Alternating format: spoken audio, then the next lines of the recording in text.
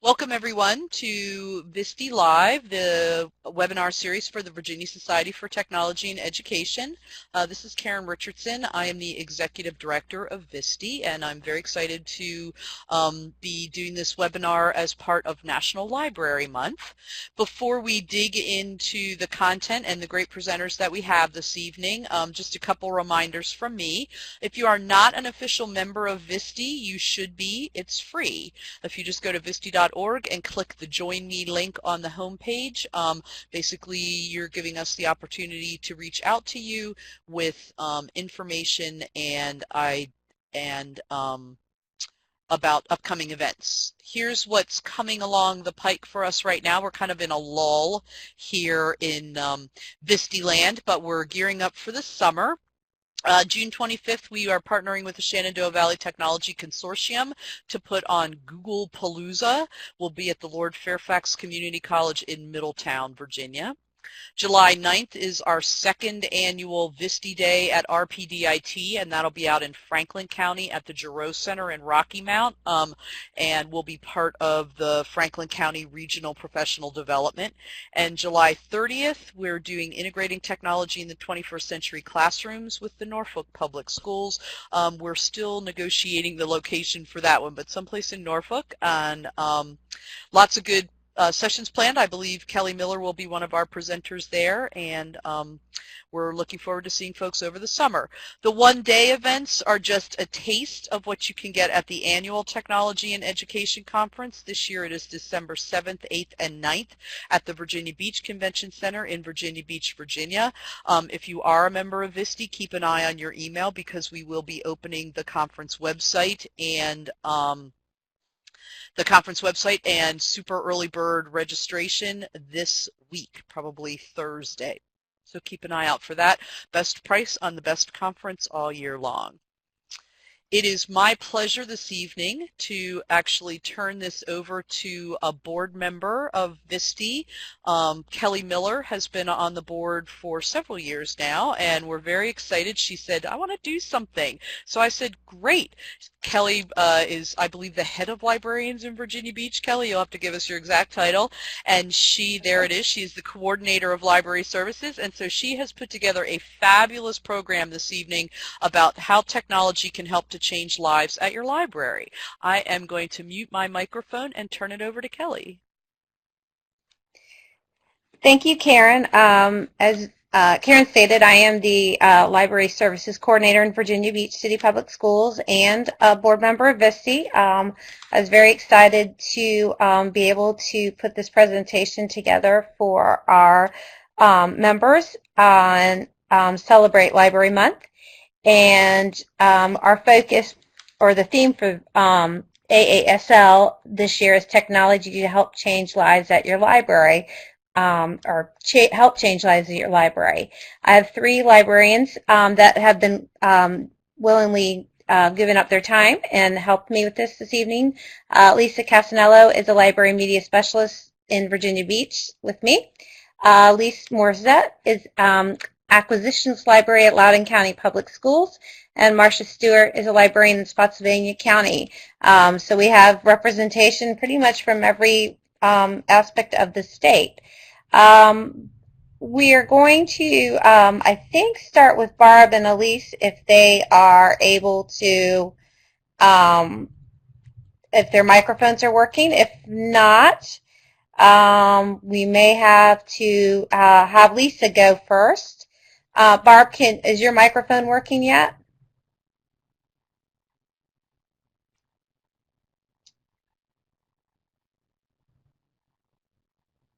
Okay.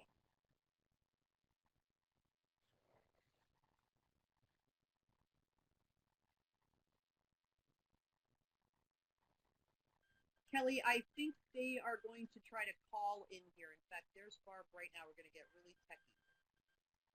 Okay. Hey, Barb. Okay, so I'm just going to hold you up to my microphone. Are you and Alyssa together? All right, let me put you on speaker. Okay. And we'll get your slides up. Talk to see if people can hear you. Can you guys hear us? Can you guys hear us? Barely. Barely. Barely. Tell Karen to put us closer to her speaker. You're at my speaker. Hold on, let me make my mic.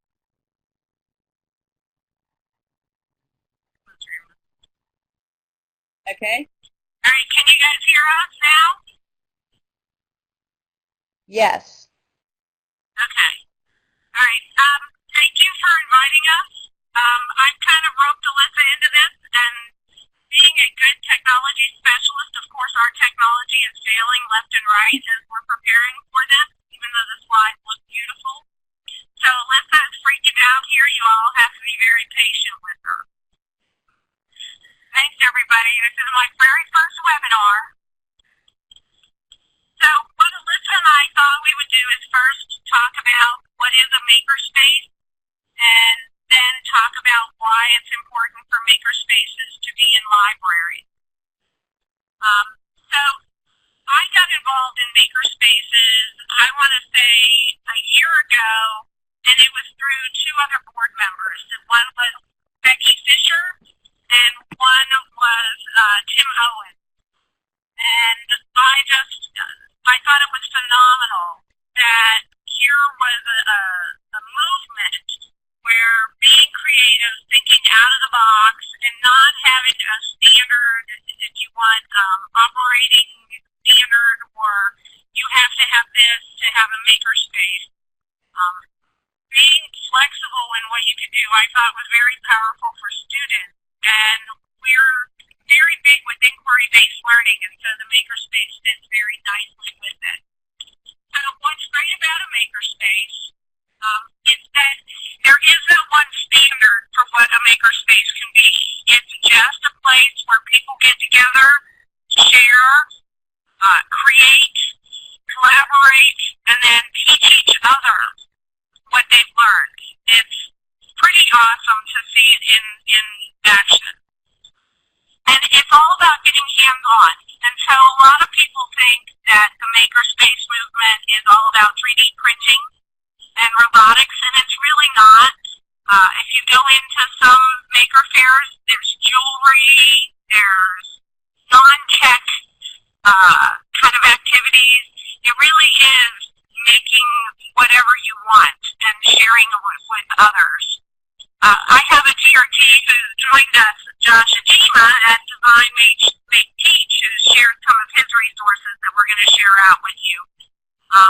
But what we've embraced is that the makerspace is really getting students to explore, problem solve, experience failures, learn from failures, and learn that, you know, it's okay if something doesn't work. What do you learn from it? And not, it's not tied to a grade. So it's a very positive experience for students.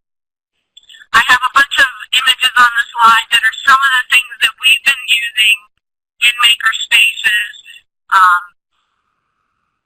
They're really inexpensive, and some are free, some are pretty inexpensive, some are a little more expensive, like our 3D printer. So what I'm going to do is Alyssa is our acquisitions librarian, and so while I'm the big techie person, Alyssa is the library person. And so looking at how makerspaces are coming into the library, Alyssa was going to talk a little bit about what we're doing in our IRC, which is our Instructional Resource Center, and then what some librarians are doing out in their schools. Well, great. I'm happy to be here tonight. My library is the natural space for makerspaces in a school is very easy. As we know this year, the theme for our upcoming DAPA conference is library is the heart of the school, and the library truly is the heart of the school. It's the perfect place to put in something where everybody can come to collaborate, find resources, to learn more, and to start.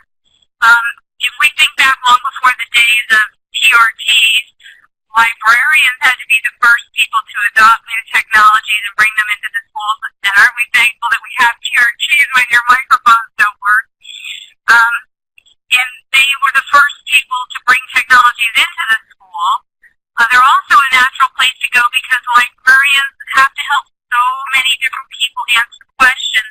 One of the librarians do so well is if they don't know the answer, they're more than happy to sit with somebody and help them figure out the answer or find the resources for the answer. So they learn right along with the person who comes in with the question. We have space in our libraries as we envision our 21st century libraries, and we still have print books. I think there will always be a place for print books. We also are removing print books and going to online resources, and we want to make sure that we find something else to do with that space or else we'll lose it. And so maker spaces are the perfect thing to put in that space.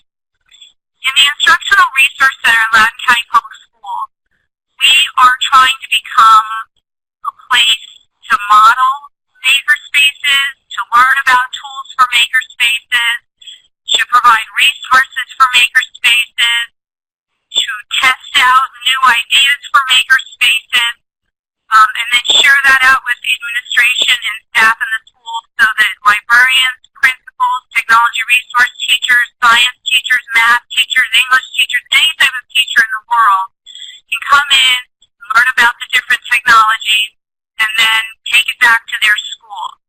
In Loudoun County, I'm very lucky to work with some fabulous technology resource teachers and librarians who are working together to create these spaces in their libraries. Barb's already mentioned Josh Ajima, who probably is the most excited person about 3D printing and maker spaces that I've ever met in the world. And he kind of informed me about maker spaces last year. We have middle school librarians where they don't have a lot of funds for resources, so they are putting together what they can with Legos or other items that they can find. We have elementary librarians who are purchasing one kit or another kit that you're going to find out about here in a little bit that we have to put in their libraries and let the students use in small group centers. They're recruiting parent volunteers to come in and help the students learn about these tools and work with these tools and figure things out. Maker spaces do not have to be 3D printers. That's our ideal, is that all the people in the world would come in and have any resource they want, but the reality of it, school funding doesn't work like that. So I encourage our librarians to start small. They can start with crayons and paper and move up to glue and scissors and then proceed from there.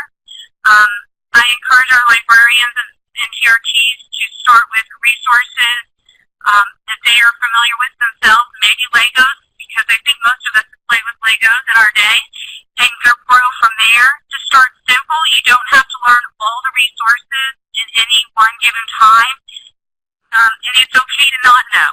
There is no one answer for what a maker space is, so therefore there is no simple plan. And the best way to figure out what works and what doesn't work in your school and in your community is to put something out there and try it, and then evaluate, reflect on it. Is this working? Is it not working? So I say take baby steps as you go forward in this, and I think you're going to be really excited to see the opportunities that come out. I have a video that will hope that the audio works with it. Well, Karen, did you import it? I did. Are you ready? Yeah, I'm ready. This is a maker party that we had at the IRC last week, and the intent was to get principals exposed to what kind of things we have available, and also to let them know that it's not all real expensive. So I love our videographer that we just got in the IRC. I love that she starts this video out with a very inexpensive tool for making.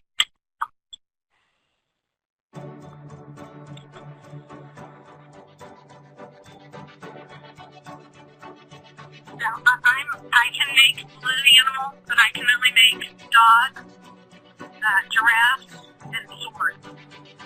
And quite frankly, when you have little boys, all you have to do is make swords. BristleBots are great little robotic kids that makers sell. They're a great tool for kids to learn about circuits, and just they're so much fun to decorate.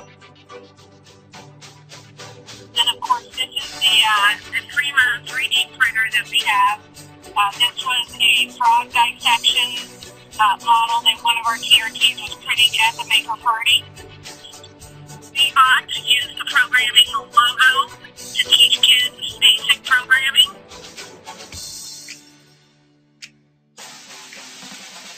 This part is like the next level up. Squishy circuits are awesome. You make conductive and insulative Play-Doh, and then you connect LEDs and other circuits to make things work.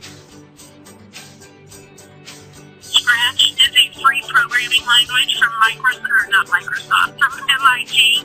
That's a great coding language to start off with. Snap circuits are a real easy way where kids don't have to do soldering to create circuits. And then Kaleido gears are just a nice way to teach how gears work and how work can be transferred through them. The tubelets, and then this is Josh Ajima's 3D printer printing little DNA. That's Josh Ajima, everyone. Little bits are nice little magnetic circuits that you can put together and make things work. This is Marty Hawk. We call this the popcorn rotisserie. And then these are cubelets that are nice little robotics, and honestly, they're just about indestructible, and kids can create little robots with them and then test them out. So those are the most expensive of the things besides the 3D printer. Everything else are in kits for under $100 or right around $100. I did share, Karen has it shared under the files menu, is a pricing list for all of the things that we have for maker spaces and prices of where to get them and if they have educational discounts. But I would also point you to resources that we're sharing. There's a makerspace playbook if you're interested in starting a makerspace. Josh Adila was so kind in pulling together his makerspace starter kit and shared that with us. I have that linked there. There's an awesome book called Invent to Learn with Sylvia Lebo Martinez and her husband Gary Stager called Invent to Learn. They are, I guess, the people who are fronting maker spaces in schools. And just a little plug, Sylvia is going to be our keynoter at the VSTE conference in December. I highly recommend coming to her session. She's an awesome lady. I worked with her when I was out in San Diego. We also shared a couple other things. The Librarian's Guide to Maker Spaces, why every school should have a makerspace, which is a nice TED Talk. And then there are a couple there's a Pinterest page which is awesome. It has some wonderful free or very inexpensive things that you can create in your makerspace. And then the makeitAtYourLibrary.org has a searchable database of activities that you can do. Things with making marshmallow guns out of plastic cups and balloons instead of doing all the PVC. Little make-your-own shadow puppet theater that's very inexpensive. So some wonderful ideas that are low-tech that really bring kids in and get them to be creative. And it's not all about robotics. It's about creating, sharing, and teaching others and what to do. So that is all listen I had to share, and I'm looking at the time and being very aware of our other presenters. Karen, I assume that we'll wait for questions at the end? Yes, I think that's a good idea, and then maybe you guys can take them in text chat, because it may be that Marcia has to call me as well. Okay. All right. Okay, great. Thank you very much. Thank you, ladies. Marcia was supposed to be next, but I believe she's having some issues with her technology as well. So perhaps, Lisa, would you be willing to go ahead and talk about social media? All right. Oh, sorry. I'm getting to... Oh, okay. Thank you. Turn a little distracted. All right, next we have Lisa Castanello from Virginia Beach. And Lisa is going to share some of her tips about social media in the library. Thank you, Lisa. Okay. Okay, can everyone hear me okay? Just checking in. Excellent. Okay, hey, one of us whose technology is working. That's a good thing. Okay, so Kelly said I'm Lisa Castellano. I'm going to talk about social media in school libraries. I'm going to go over Twitter, Pinterest, Digo, Facebook, and Google+. It's ambitious, but we'll see how far we get in about 15 minutes. I'm basically going to go over these, basically kind of showing how you can use these mostly for professional development and a little bit of how to improve your program in your library, how to promote yourself. The things that I'm going to show you, just kind of look at them and figure out what's going to be best suited for your environment, especially where can you access these from home or school, what's blocked. I can tell you as we go along a few things that are blocked with Virginia Beach and how we use that, we can still use them.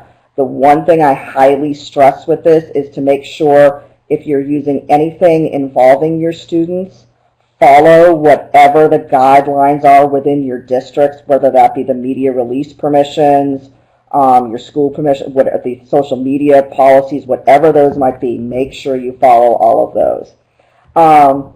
Most of these you're probably familiar with, but perhaps you're not necessarily using them in, for your professional development or for your library, so hopefully I give you a couple of good ideas. All right, so let's go to the first one, which is Twitter.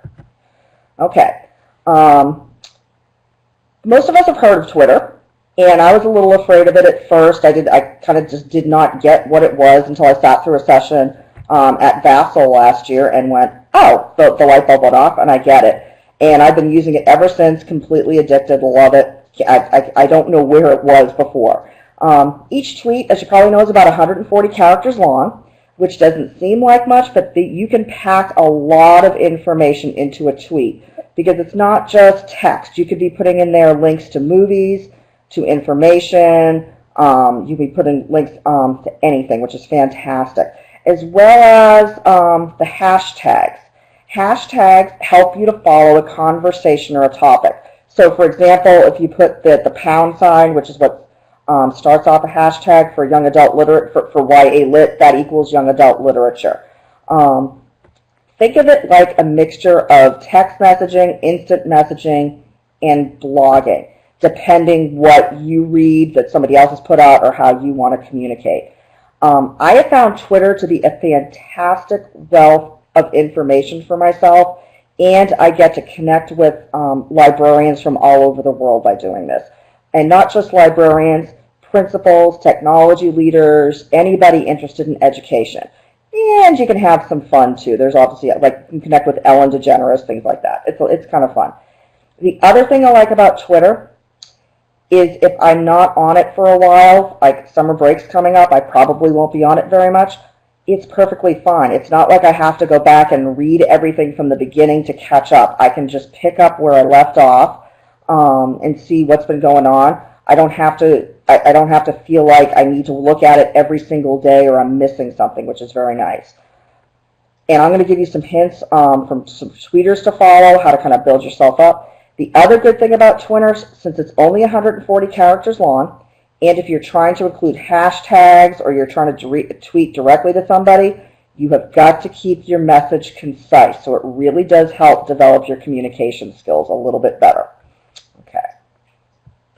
All right. So that first link up top is called Cyberman's Twitter Resources. When I'm talking about hashtags like the YA Lit, this resource gives you tons of educational hashtags. So it doesn't matter what level you're teaching, what curriculum you're teaching, what you're interested in. Believe me, he has something for everybody. The other nice thing he also has on there are for Twitter chats.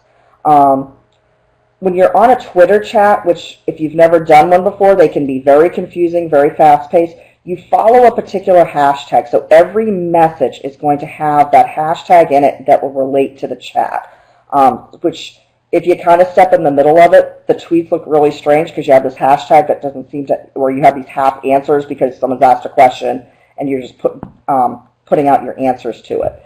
But the nice thing with Cyberman's Twitter resources, He also has all of the different Twitter chats. In fact, next week on Monday night, I believe from 8 to 9, will be the TL chat, which is the teacher librarian chat.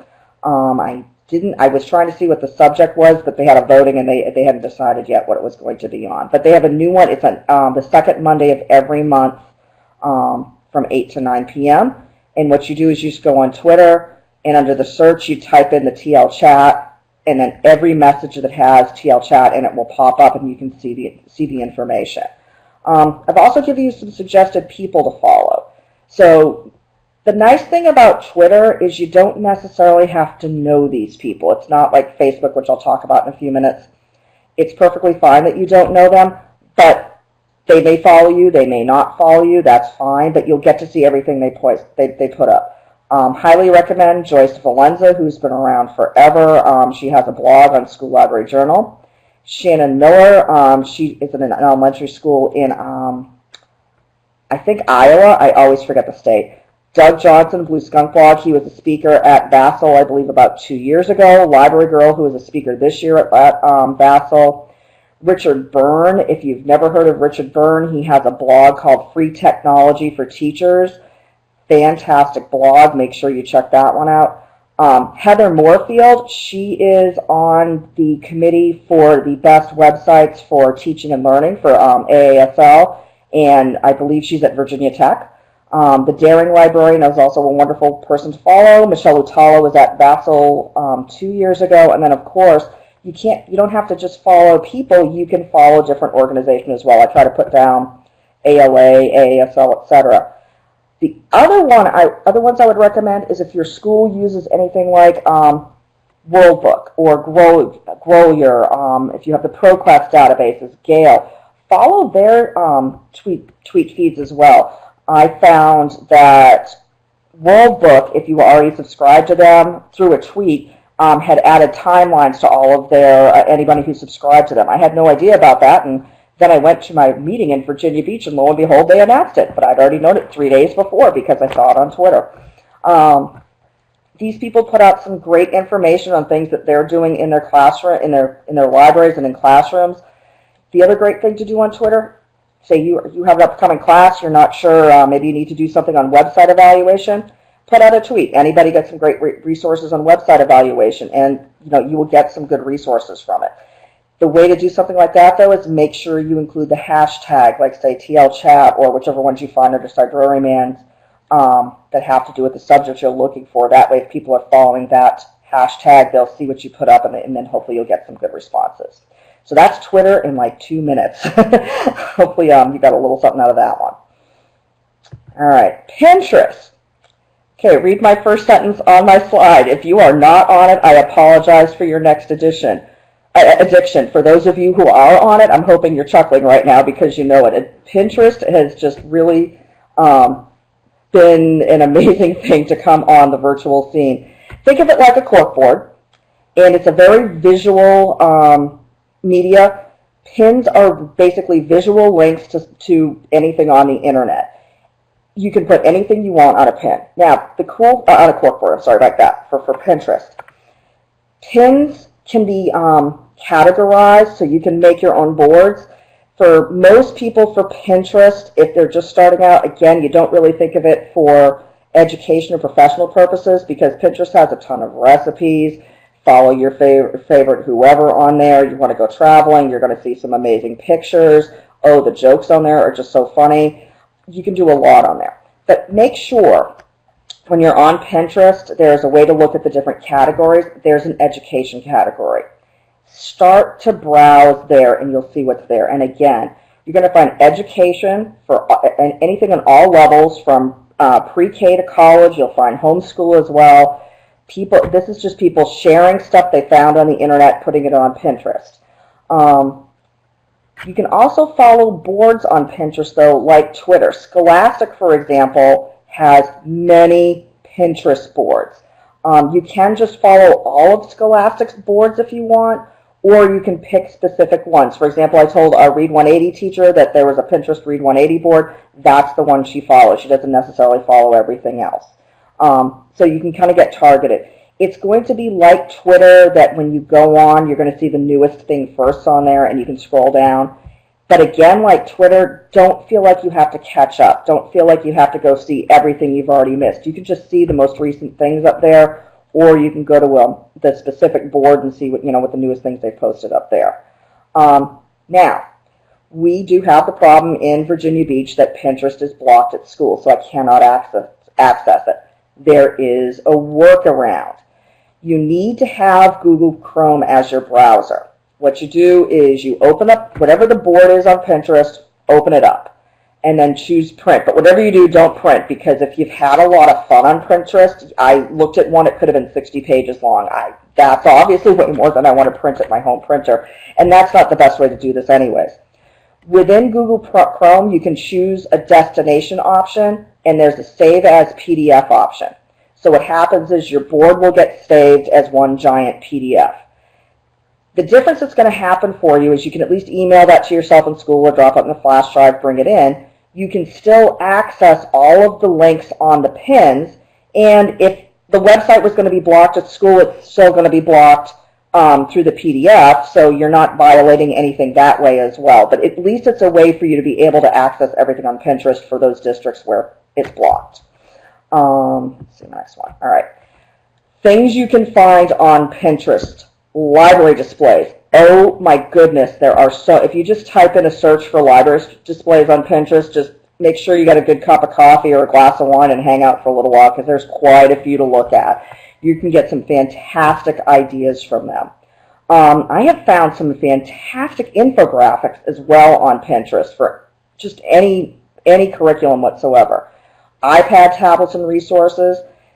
I mentioned to make sure under the categories on Pinterest to look at education. Be sure to look at the history one. There are quite a few resources there as well. Now, the only thing I caution on that one is if you do have access to Pinterest in your schools, make sure, especially, I would definitely look at elementary and at least middle school. I would caution, at least tell your students for high school. For the history board, there are a lot of graphic pictures, especially concerning the Holocaust. And that could be disturbing for a student who's not prepared to see it. And chances are good, if they are on Pinterest, they probably have not been on the history board, so they're not aware of it. But again, if you're looking for Holocaust resources, that history board is the first place I would go. They have some fantastic things. And let me back, for those of you who don't understand, for like the pins, what it would be would say maybe a link. When you click on the pin, it will take you to the link out on the internet, so you can evaluate from there whether it's a good resource or not. Getting back to the maker spaces, I'm quite sure you could also find quite a few resources for that on Pinterest, especially crafts and projects. I found tutorials. The Reader's Advisory, one of my favorite pins I found on there was a guide for summer reading on what do you want to read this summer, and you chose like your genre, and then did you want a male or a female voice within it, and it had all sorts of things, and it was this really cool graphic and trying to find what you read. Great thing there. I gave you a couple of suggested boards down here to follow: Discovery Education, EasyBib, World Book. Again, like I said, if you have something you subscribe to in your schools, look and see if they have a Pinterest page as well. I also recommend Vicki Davis. If you haven't followed her before, she's fantastic as well. Okay. All right, Facebook. Again, Facebook is blocked in our school district, and I personally, looking on Facebook and the people I follow on there, I find it much better of a means for promoting my library rather than professional development. We don't have a Facebook page yet. We're still working on getting permission for that. But I've watched what other libraries have done, and I'm very impressed with it. It's a great way to bring in the community, bring in your parents, bring in grandparents, especially those who don't live in the immediate area. Virginia Beach is a very military area with several bases, and we do have a lot of families that don't necessarily live around here. So if we can get a couple, it would be very nice to have something like that we could put up what we're doing in our library for families out of town to kind of see what's going on. Just beware, Facebook seems to be always the one that is the most controversial of the social media. I swear if you see something about somebody getting in trouble, it probably has to, on social media, it probably has to do with Facebook. So be very aware of whatever the permissions you need or media release or whatever the policies are. Make sure you follow them. However, as much as I do find it more of a way to promote your library, I can keep up pretty well with announcements from AASL, VSTEL, Edmodo, Remind 101. They'll put a couple of things up on there. Most of the time what I have found is if I'm following them on Twitter, I'll see something similar on Facebook, but Facebook will provide me with more information directly there versus Twitter, which might be an outside link to something else. Okay. Digo. Hopefully you're familiar with Digo. This is a social bookmarking site. It's been around since 2009, and it was one of the best websites for teaching and learning that year. I've bounced around through a couple of different social bookmarking sites, and I keep coming back to Digo. It pretty much stays the same, but they do updates to make it at least look better. I've come back to it this year, and I'm very happy I have. The ways that I'm starting to use it, I really used it, honestly, just as my major bookmarking site because I can access it from any computer as long as it has an internet site, and they also do have apps for Android and for Apple, so you can access it on your iPad or your iPhones. But what I'm starting to really use it for more now is to see how other people are using Digo, because now on Digo you can follow somebody just like in Twitter, just like in Pinterest, so I can see what they're posting. And again, it's going to be a very similar list of people to follow that I've already pointed out here. So a lot of these people are on all of these websites, and it's very nice to see what they do. Now the easy way to use Digo is you can add an extension to your web browser. You'll just have to, whichever one you use, you'll have to figure out what it is, whether it's Internet Explorer, Safari, etc. And that extension will allow you not just to bookmark your website into Digo, you can add tags to your bookmarks, but you can also highlight a website, you can add sticky notes, and you can mark it to read it later.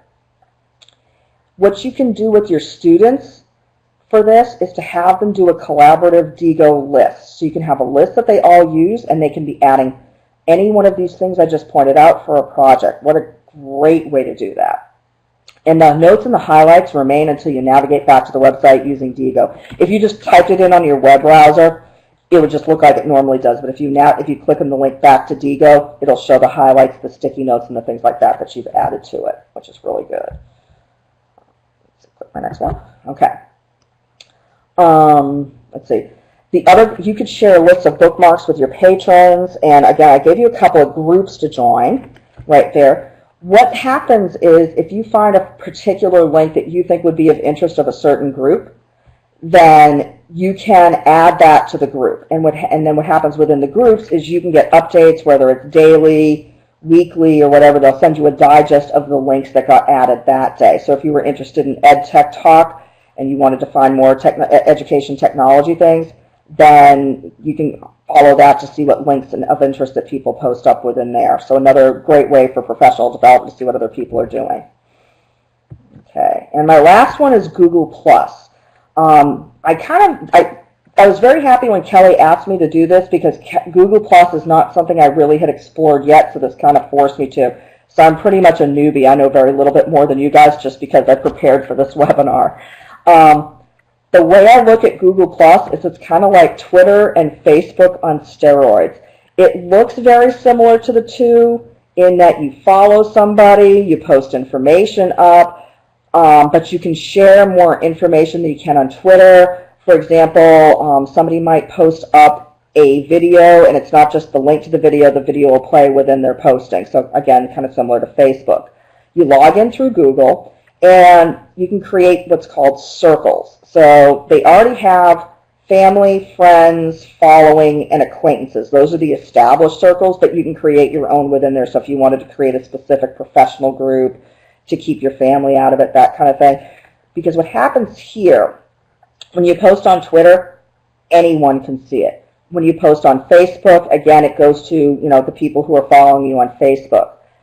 Google+, the difference here is when you post something, you can designate it to go within those circles. So if you're trying to post up a great link you found on on Remind 101, your family probably doesn't care about Remind 101. They probably have no idea what it is. So you could post that to your professional group. If you want to post up pictures of your dog doing something funny, you could put it to family and professional, however you would like to do it. That's the thing that makes Google Plus stand out compared to Twitter and Facebook.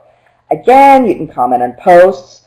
The other thing for Google Plus is you can create what's called a Hangout, which basically is a private text or a video chat to join within a community, but you can only have about 10 people within the Hangout.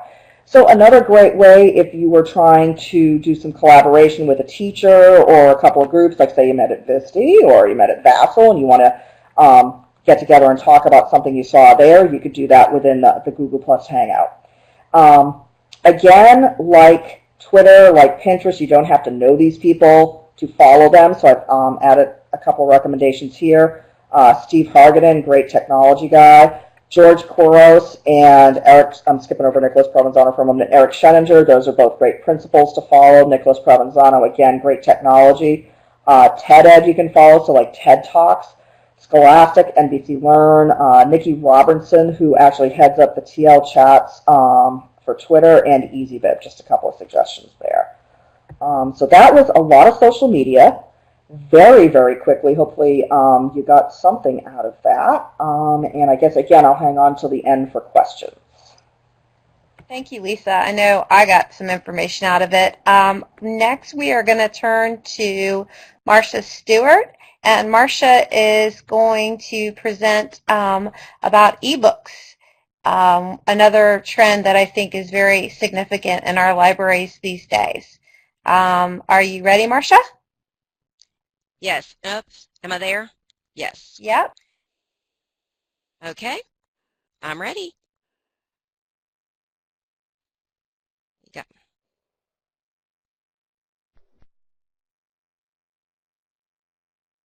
And there we go. All right. We're going to talk tonight about our journey in the district where I am on ebooks and how we made the decisions we did for implementing. So,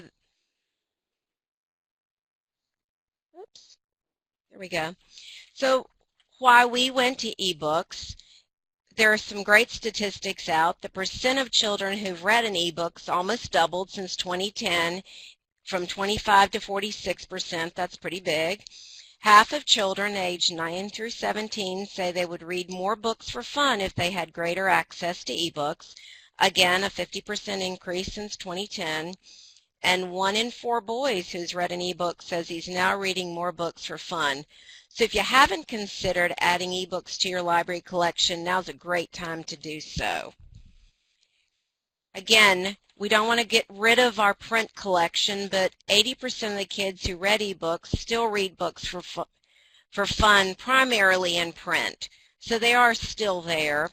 But 58% of kids aged 9 to 17 say they will always want to read books printed on paper, even though there are ebooks available. But this is a decline from 66 to 58%.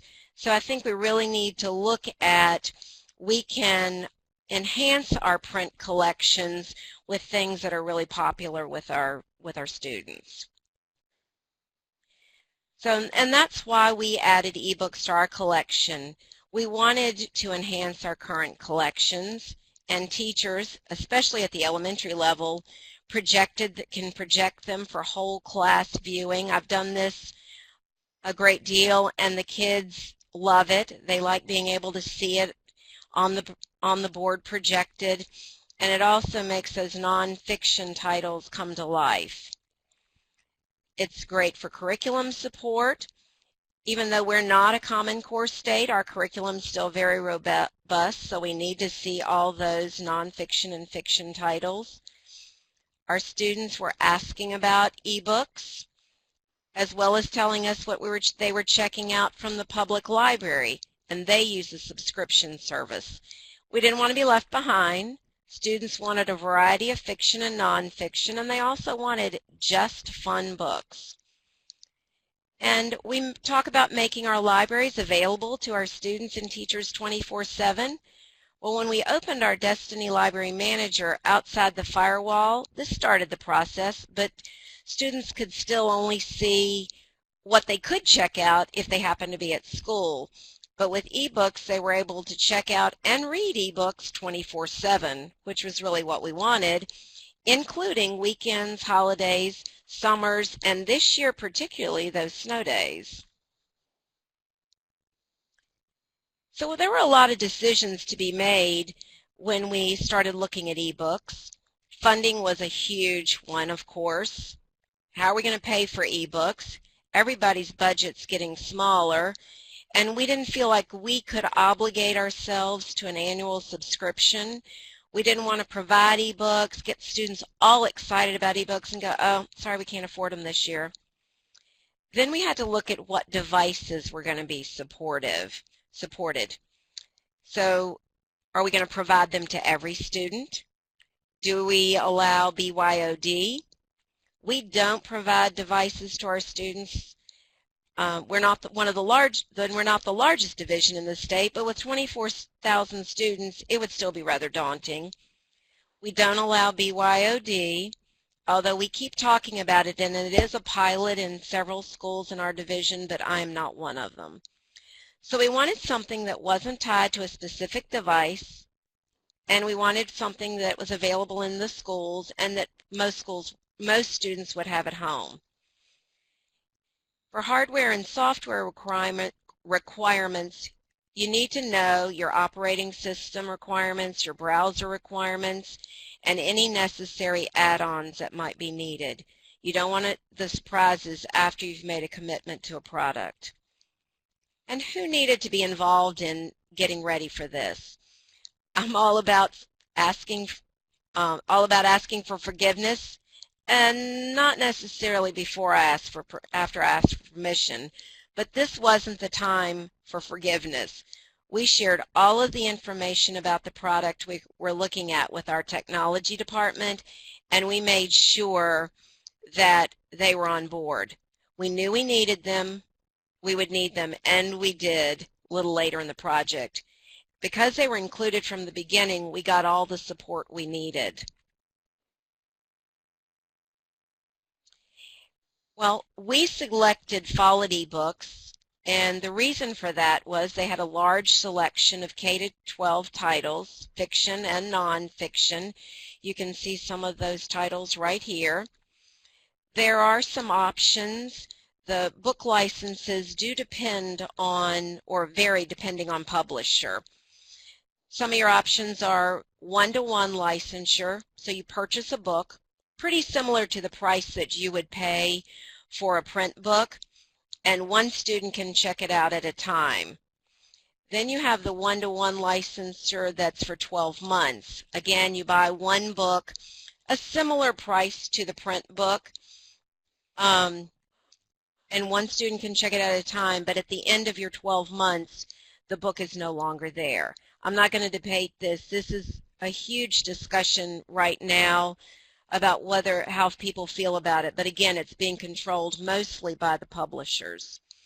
And then there's the unlimited access per site. So you purchase it one time, and you're not limited by the number of users, but it is a more expensive purchase than the one-to-one. Another reason we liked Follett eBooks is it integrated with our Destiny Library Manager. So it was important to us that students access ebooks through Destiny, and we wanted it to be their go-to for library materials. When students are searching in Destiny, they see the ebooks, they see print books, they see library, and they can see ebooks in the Library Materials tab. They can check out books, they can check books in and out directly through Destiny, place them on hold, and ebook checkouts appear in the My Info tab, so they can see exactly what they've got going on. Whatever's done with ebooks in Destiny shows in Follett's shelf, and vice versa. The other thing about ebooks, it was the first time our students had to log into Destiny. I mean, you could search the catalog, or we checked their books in and out, but now they could take care of all of this for themselves. So ebooks offered us a wide variety of search options also. So you could search with Destiny Library Manager. You can use Destiny Classic, the one that we're all most familiar with if you use Destiny. Destiny Quest, the one that our students are going to because they like the visual aspect of it. And also Destiny Visual Search, which is great for the younger students, and Destiny Quest mobile app.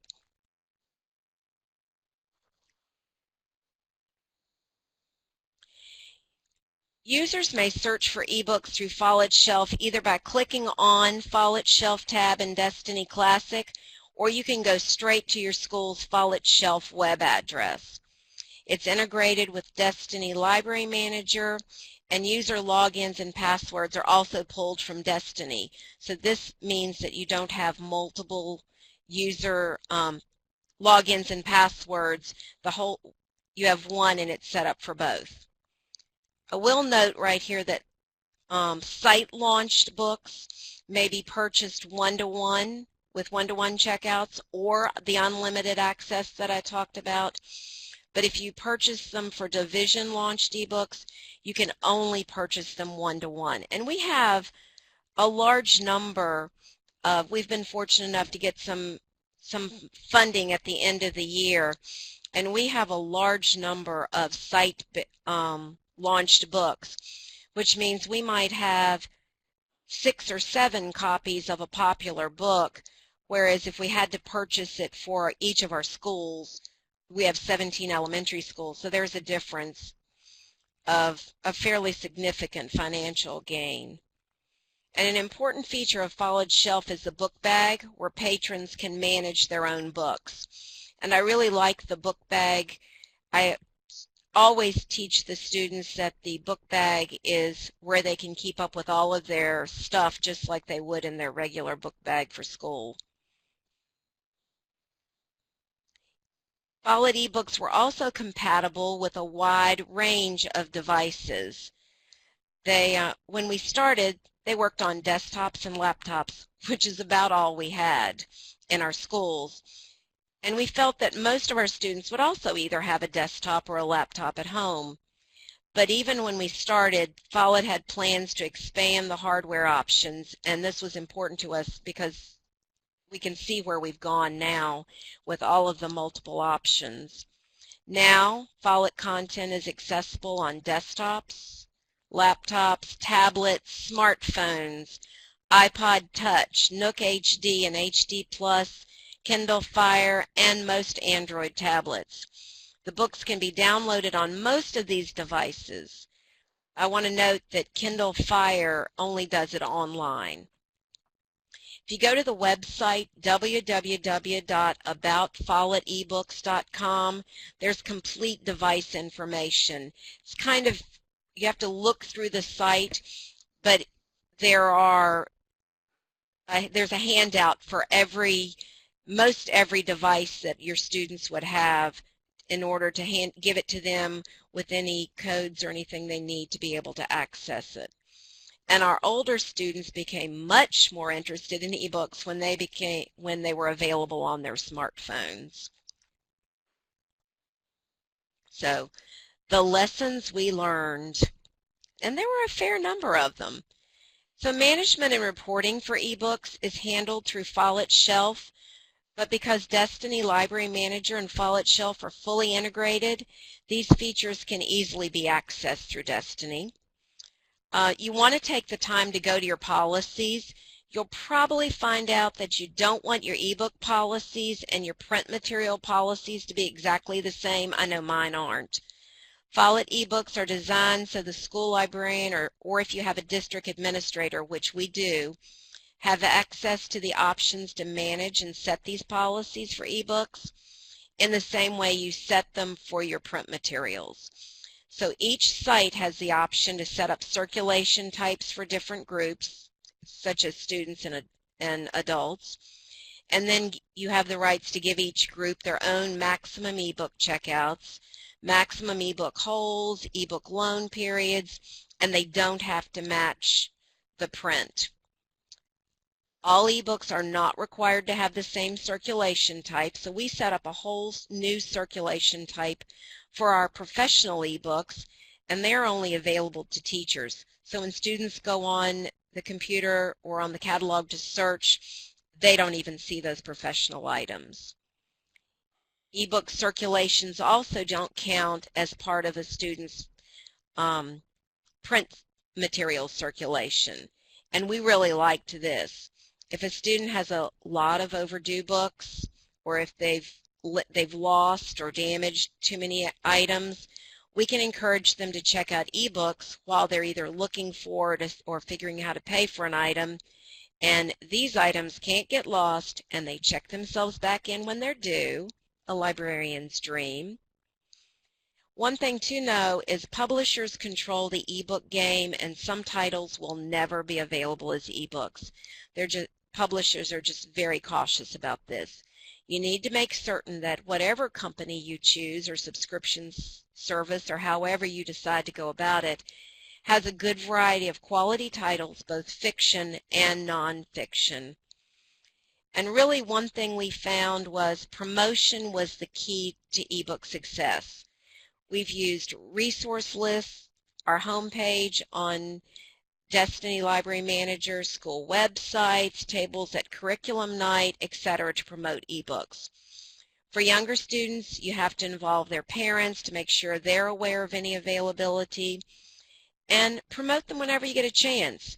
I shared an ebook option with a high school student when I ran into she and her mom at a local bookstore, and then I got an email from her the next week that she was halfway through her first book, and she was excited at all the free books she was going to be able to access.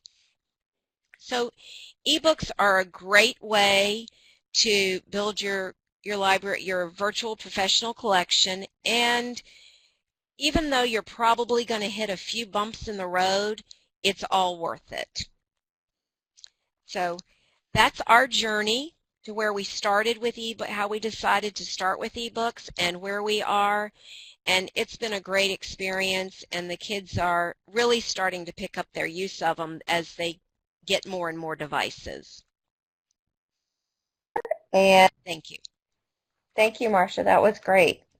Does anybody have, we have a few minutes left, does anybody have any questions that they'd like to ask our presenters this evening? So this is Karen. I'll pop in. For Lisa and the social media, so assume there's somebody in the participant room who hasn't used any, Facebook, Twitter, Pinterest, and they're particularly interested in education. Would you recommend they start with one or the other? Like, what's your foot in the door for social media? For professional.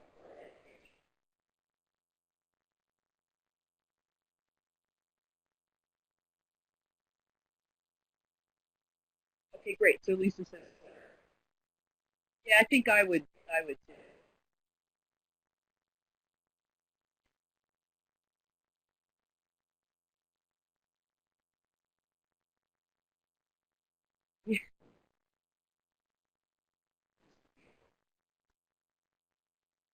Other questions?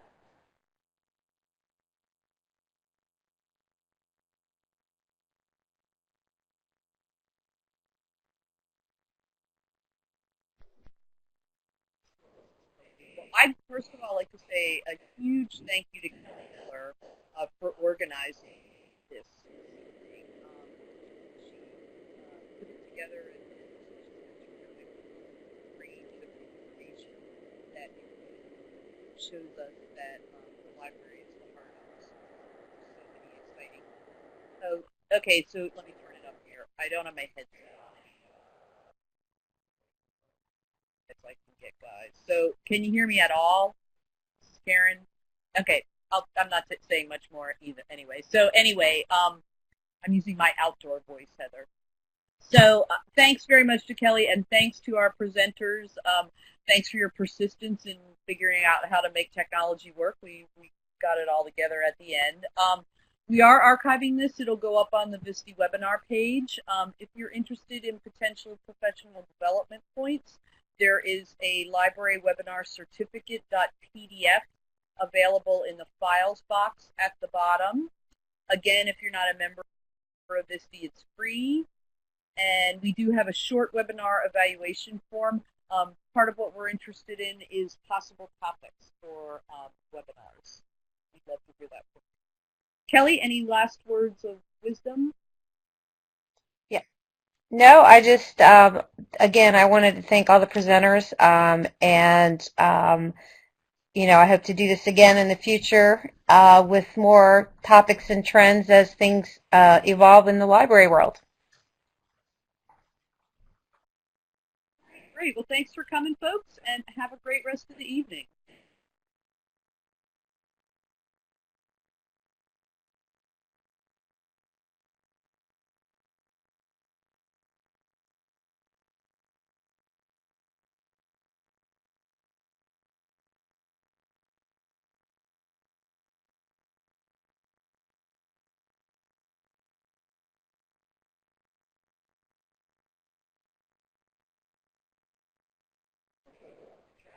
Well, thank you very much, Kelly. This was great.